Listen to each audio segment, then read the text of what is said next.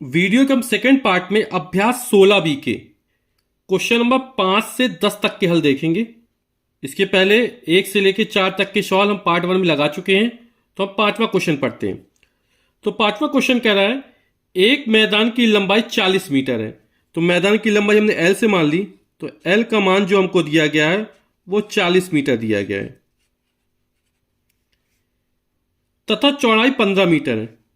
चौड़ाई मैदान की B बराबर ही हमको 15 मीटर दे रहा है। फिर कह रहा है यदि इस मैदान में 50 मिलीमीटर वर्षा हुई है, यानी लंबाई चौड़ाई जब वर्षा हुई तो वर्षा का तल है ना, यानी ये ऊंचाई मान लेंगे, तो H का मान जो हमको दे रहा है वो 50 मिलीमीटर दे रहा है।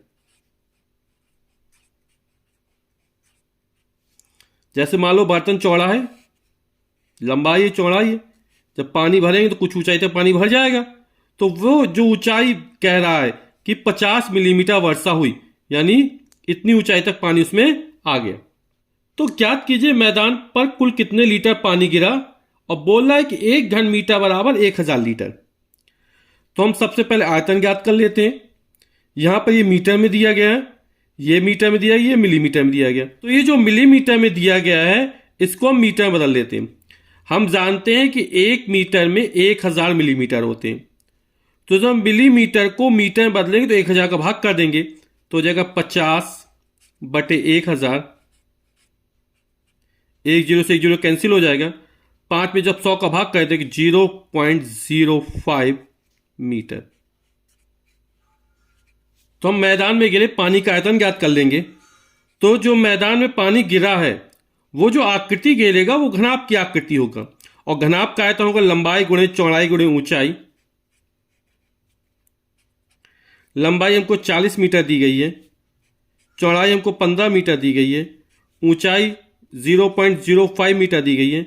मीटर मीटर मीटर 3 बार गुणा हो तो मीटर की घात 3 ये घन मीटर हो जाएगा, क्योंकि आयतन का जो मात्रक होता है वो घन मीटर होता है या घन इकाई होता है। इकाई की जगह मीटर तो मीटर रख देंगे। 0 15 चौक 60, ये 600 हो गया, गुणा 0.05,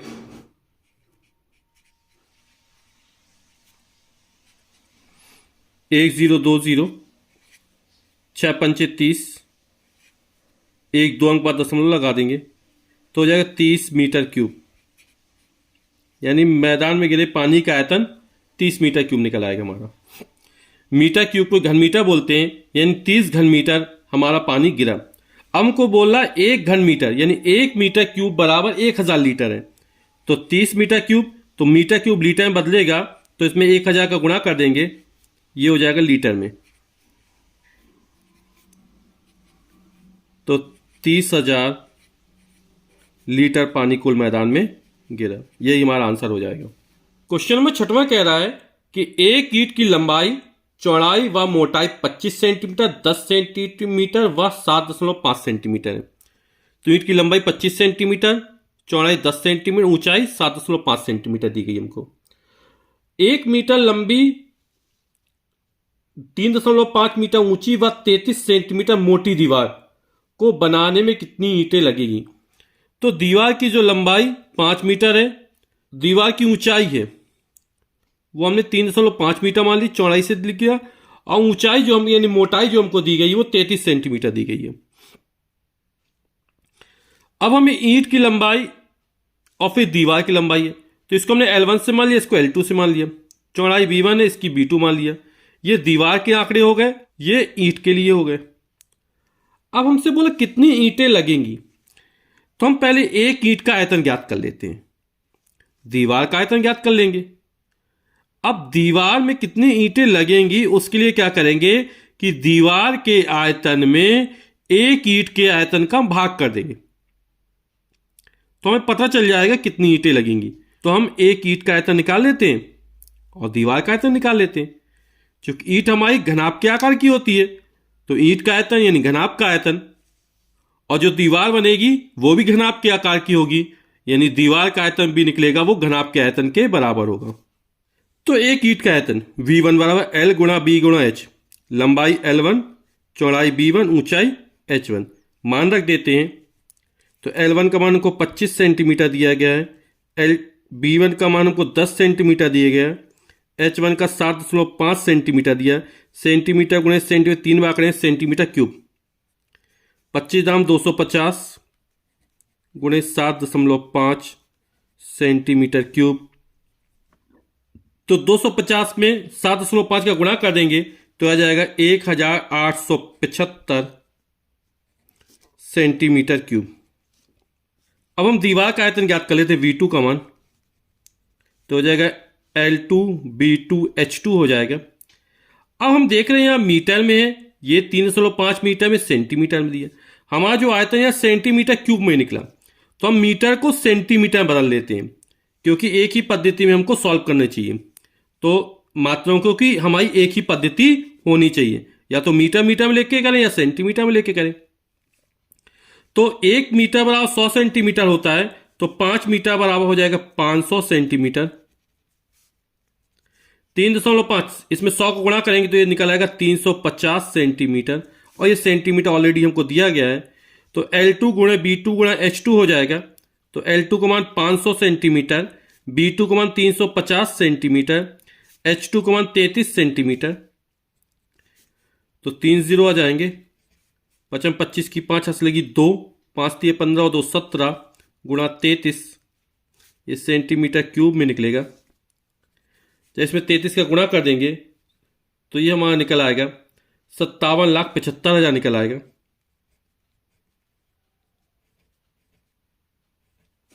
सेंटीमीटर क्यूब।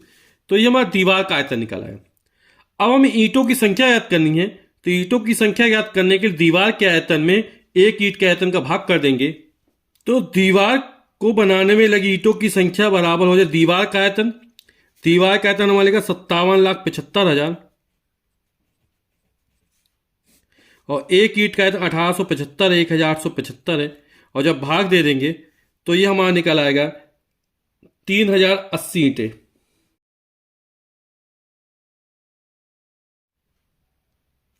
यही हमारा आंसर हो जाएगा। क्वेश्चन नंबर 7वां कह रहा है एक घनाभाकार लकड़ी के टुकड़े का आयतन 264 घन सेंटीमीटर है।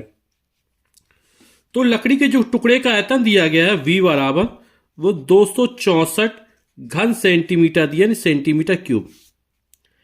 फिर कह रहा है यदि टुकड़ा 8 सेंटीमीटर लंबा हो, टुकड़े की लंबाई L बराबर जो हमको दे रहा है वो 8 सेंटीमीटर दे रहा है। घनाभाकार लकड़ी के टुकड़े की लंबाई L बराबर 8 सेंटीमीटर, और इसकी जो चौड़ाई दे रहा है वो हमको 6 सेंटीमीटर, विड्थ हमको 6 सेंटीमीटर दे रहा है। कह रहा है तो उसकी ऊंचाई ज्ञात करना है। तो घनाभाकार लकड़ी के टुकड़े की ऊंचाई हमको ज्ञात करना है। ये हम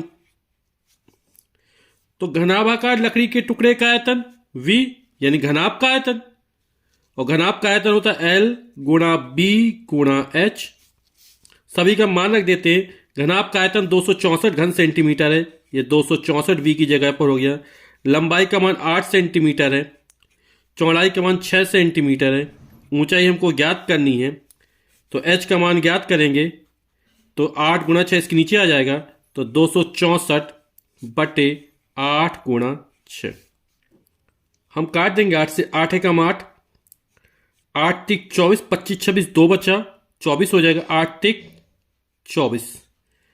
तो 33 बटे 6, 33 कट जाएगा, 3 दूनी 6, 3 एकम 3, 3 एकम 3 11, तो आ जाएगा हमारा 11 बटे 2। और जब 11 में 2 का भाग करेंगे तो 2 पंचे 10, 1 बचा, 0.0 बढ़ा, 2 पंचे 10, तो 5.5 सेंटीमीटर ये ऊंचाई निकल आएगी।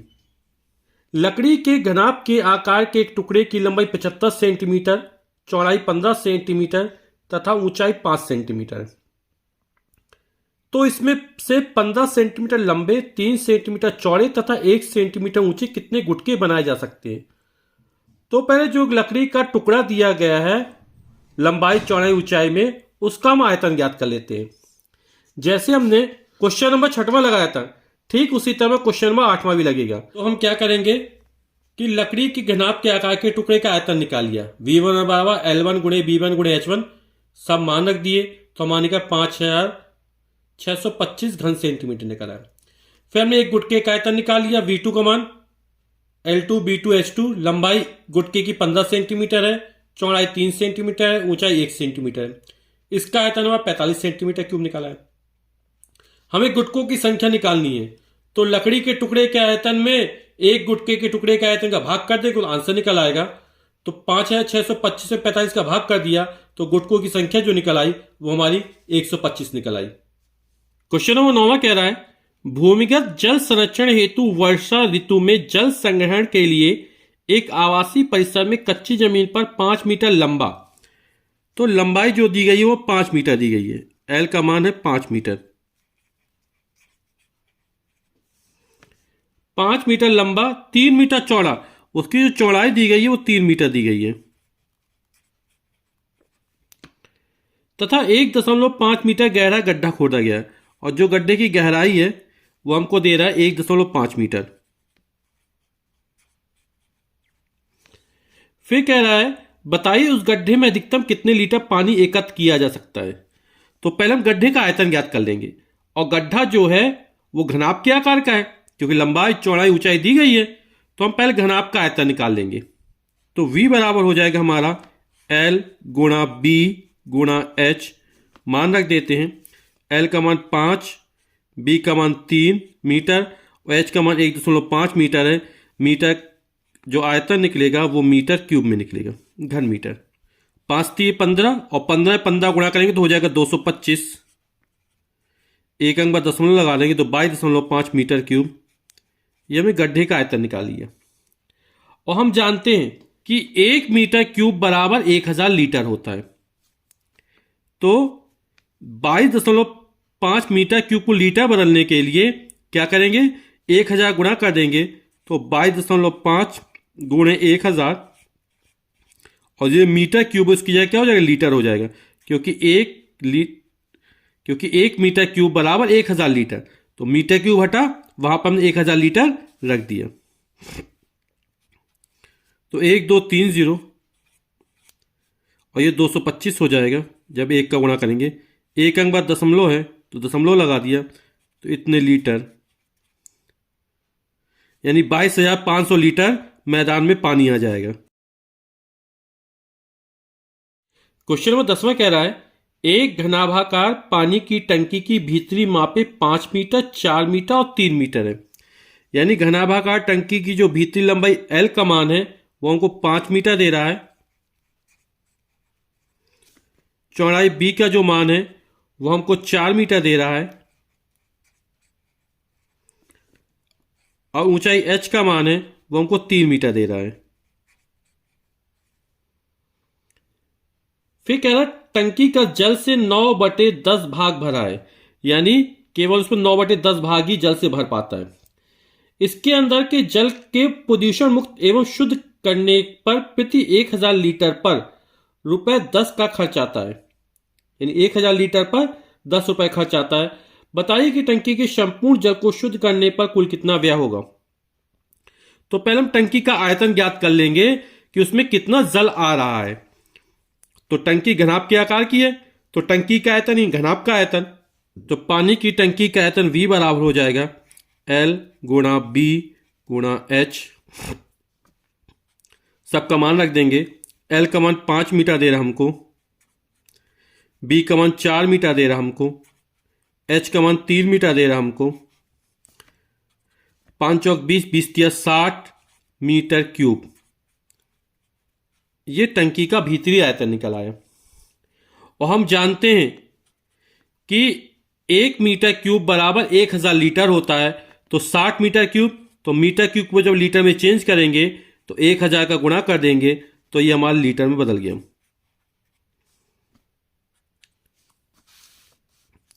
तो ये हो जाएगा हमारा 60,000 लीटर पानी उस टंकी में आ रहा है। तो पानी की जो टंकी का आयतन निकल आया वो हमारा 60,000 लीटर निकल आया है। अब क्या है, टंकी का जल से 9/10 भाग भरा है। टंकी में पूरा जल नहीं आ पा रहा, कितना 9/10 भाग में ही जल आ रहा। तो हम देख लेते हैं कि टंकी में कितना जल आ रहा है। तो टंकी में जल की मात्रा निकाल लेते हैं। जो जल आ रहा है टंकी में वो 9/10 भाग आ रहा, यानी 60,000 का 9/10 निकाल लेंगे तो 9/10 गुणा 60,000,